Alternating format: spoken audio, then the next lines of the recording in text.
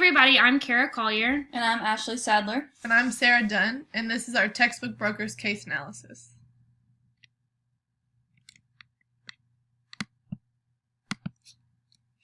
So looking at a SWOT analysis for textbook brokers, they have many strengths and they also have some weaknesses as well. Looking at strengths, they do have a very well-established brand. They know who they are and they know what they stand for, and everybody in Murfreesboro recognizes the textbook brokers logo. They also do have very low prices. So anyone that has looked at prices versus on campus, they know that they will be able to find a lower, more affordable price at the textbook brokers location or on their website. Another strength for them would also be their partnership with Chegg and Amazon. While looking at the company, you might think that they would be competitors, but working alongside with the two gives them a little bit more opportunity in their company.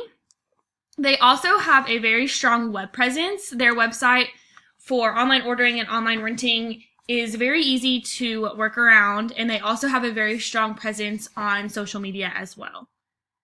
They also do have very convenient locations off campus, which is great for alum and fans. So a fan or an alumni who might not have a parking pass to get on campus and come to an on-campus store can easily go to any of the off-campus locations and get themselves some merchandise there. Looking at weaknesses for the company, the fact that Textbook Brokers is separated up by owners could be a weakness for them. Currently, they are doing a good job at managing this, but if, another owner in another state was doing something that, an owner in Tennessee wasn't aware of, that could become a weakness for them. Another weakness would be brand recognition. While they do have a very well-established brand, they are not necessarily recognized nationally. Someone like Barnes & Noble is going to be recognized more so than Textbook Brokers. Also, a local weakness for them would be parking.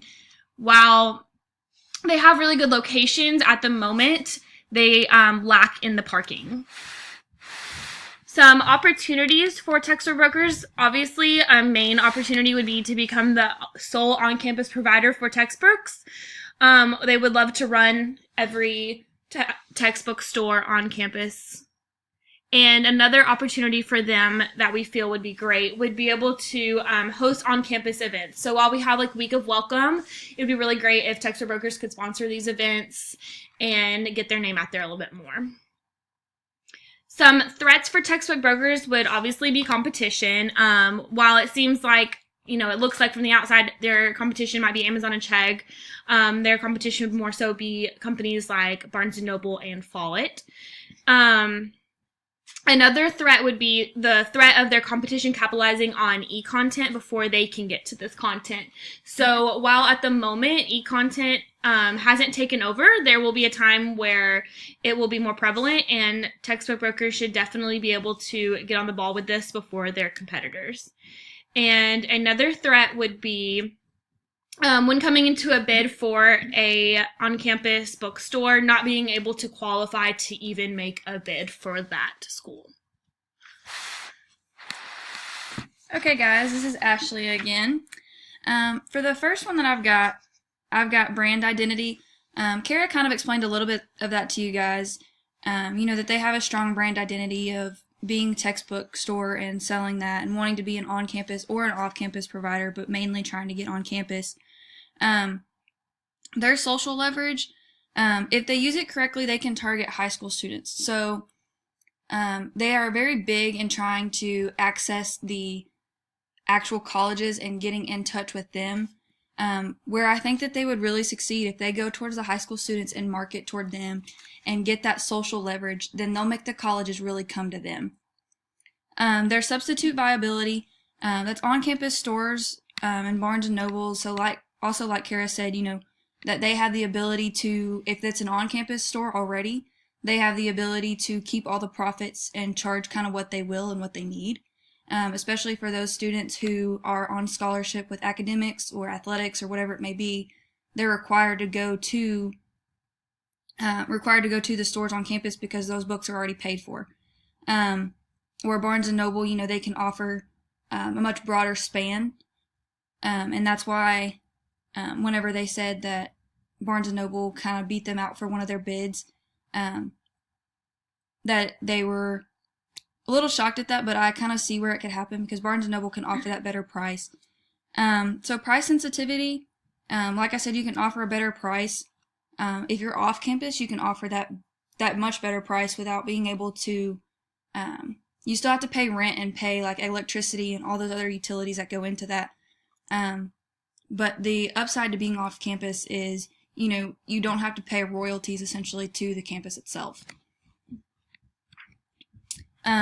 So for competitor and strategic group analysis, like I already said, your competitors are going to be your Barnes & Noble, your college stores, really any other textbook store that you can get that they can kind of beat out the price for. Your strategic advantage, if you changing the group to improve market position. So essentially, if you take the group that you're geared toward, so like right now I said that they're geared toward the colleges. If they are geared toward actually going toward the students and being the interest of the students and going for them. And if they target the high school students that are already, getting ready to graduate, then those students will come to them. Because a lot of times whenever you go to orientation or you have, like I said, athletic scholarships or academic scholarships of those sorts, whenever you go on tours and stuff, they target you toward their stores on campus. And so if you can get that strategic advantage by targeting those groups and, really gearing toward the students and having a goal toward improving them and improving their college experience, then you're going to be a lot more successful as well. So who are your competitors at heart? So like your objectives, your strategies, your assumptions. So what makes you you? Textbook brokers, their objective is to be an on-campus provider. And I've said their strategies that they want to be able to get in on campus with the colleges and that sort. So what makes a competitor vulnerable? So what I'm seeing right now is poor growth. And I say that as if, whenever you have poor growth, if you don't understand from every aspect of who's growing where and how they're growing, especially in your company, then you don't have a good grasp of your company altogether. They're over-dependent in one market, so they're trying to be an on-campus provider, and they're trying to be, solely in one market. That's really over-dependent, and I don't think that they would be able to succeed at that, but that's their external environment of how it's kind of growing around them. I think one of their big issues is the people problem, their leadership. Whenever they have 3 people who are running a company, they're essentially doing it as franchisees. They're not really understanding where every store is, whether it's their own or not. They don't have a CEO that has one goal in mind, making sure everyone's on track. They don't know what each other are doing. And I think that's a real leadership struggling problem. And that's the external environment. Moving on to the development of the sound strategies for the company, focuses on the business level, the corporate level, and the international level. Starting with business level, a competitive advantage strategy you're able to offer better value to the consumer, which in turn will bring in more business. And the upside to this would be they offer the lowest prices, they offer price matching, and are able to bring in students that way. They're convenient by being right off campus, and by having on-campus locations would obviously be even more convenient. Students wouldn't even have to leave campus to get their books. A negative to this would be when they actually make it onto campus, the school would receive a certain percentage of the money earned in the store, which kind of takes away from the competitive advantage they have because they're not making as much profit with their low prices. Another strategy is a focus strategy, which focuses on a specific group of customers or product line, which Textbook Brokers does both of these. They're focused on students and selling textbooks, obviously. They have other things that they sell in store, but their main focus is textbooks and things that you need for class.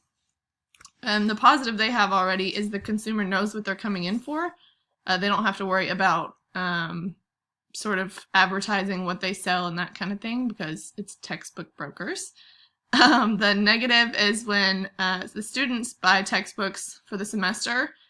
You have a good to 3 month period where sales are going to go way down and you need other ways to bring in larger amounts of money, which is when they have the apparel and the school supplies and that kind of thing to sell. So that helps with that. Moving on to the corporate level, the related diversification within the company adds a product or service similar to what it already has, such as adding textbook rentals instead of the actual sale, that kind of thing.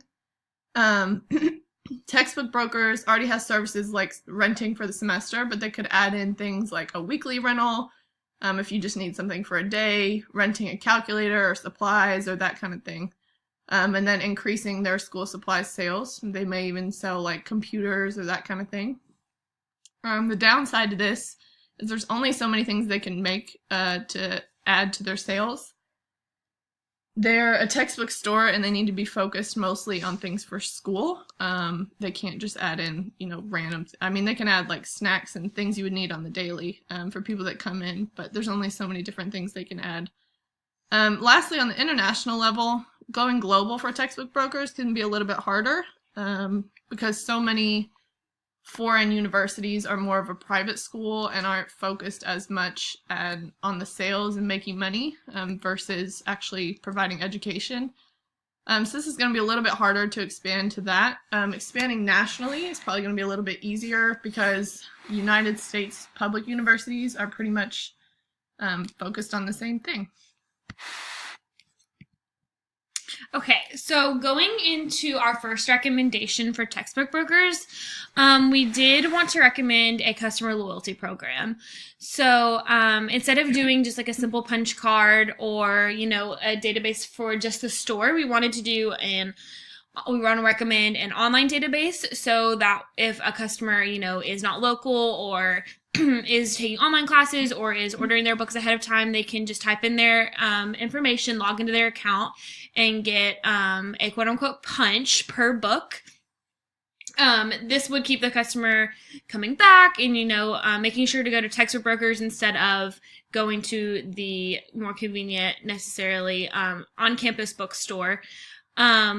And we would want to do 7 punches total, and then after you reach your 7 punches, you would get 15% off your next purchase, or whatever textbook brokers would want to do for their incentive. And we did come up with the idea of, we know that like there are a lot of slow times for textbook brokers, so if they wanted to, in the middle of March or in the middle of July or whatever the really slow times are, do double punches per purchase. That way to get people to come in and maybe buy ahead of time or just be more prepared, or if they have anything that they need during that time, to think of textbook brokers as their provider. Okay, so for recommendation number 2, I kind of mentioned this in my external analysis. For what I would suggest that textbook brokers do is they would take and put their focus, instead of being on targeting the colleges and trying to get on campus, I would say forget that. What you should do is change your targeted audience. Go toward your students who are getting ready to graduate.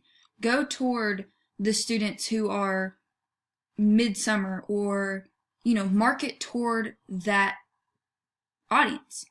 If you can target those students, because in all honesty, colleges don't have our best interest in mind. They have how can they make the most money. Students have their own best interest in mind. So if you can market toward the students and go, instead of gearing toward the colleges, then you will end up making the colleges come to you. And then you could go on campus or do what you'd like. But I think that would be your best chance at being able to get more sales, get more marketing, and truly get your name out there. And that is our analysis of textbook brokers.